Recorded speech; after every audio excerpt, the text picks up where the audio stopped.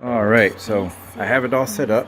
As you see, it's connected to the wall for power, and then you have an additional power connector that goes from the base up to the boiler, and then of course there's your fan up there. Right now this air is cold, and then once this heats up, this air will become hot.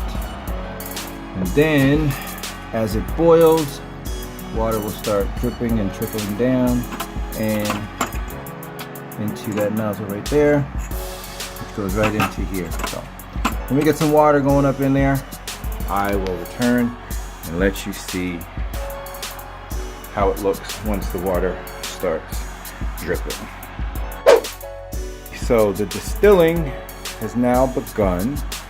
It usually, yep, that's warm air now.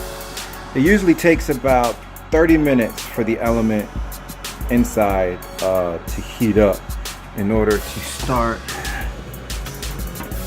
see the water? Start distilling the water. And it looks like that. And that is pure water.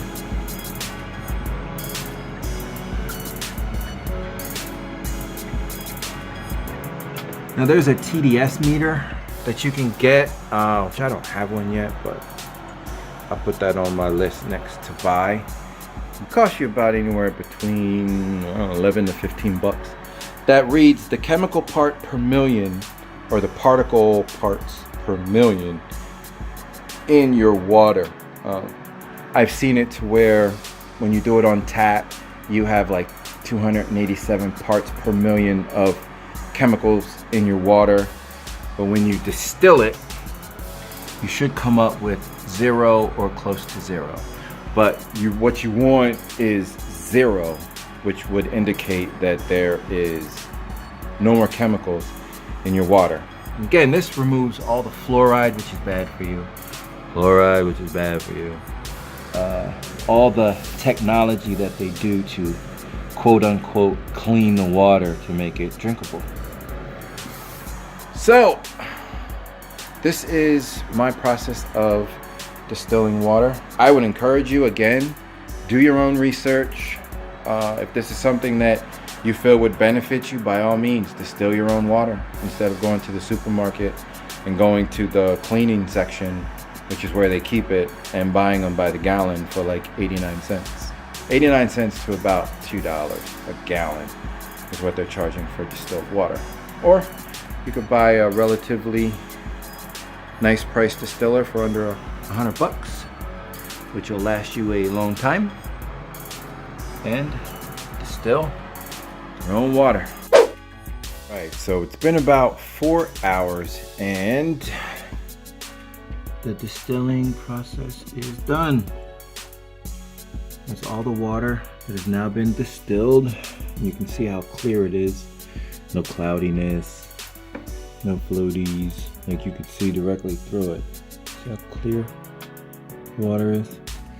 Now, here's the ultimate reveal. This will show you what was in this water, straight from the tap. See that?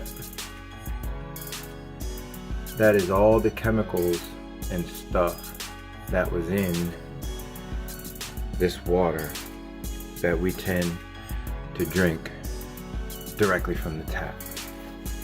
And if I swab a little bit of it, which is very thick, just like that.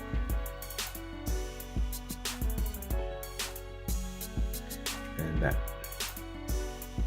You can even see some of the film on the side of the bowl, on the side, and this is all stainless steel on the inside.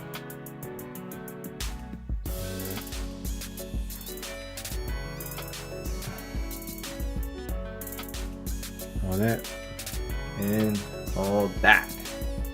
So if you look down in the description, you'll see a few links on some of the benefits of drinking distilled water, and another link that talks about how dangerous, or is drinking distilled water dangerous, because some people say it's good for you, other people say it's not good for you.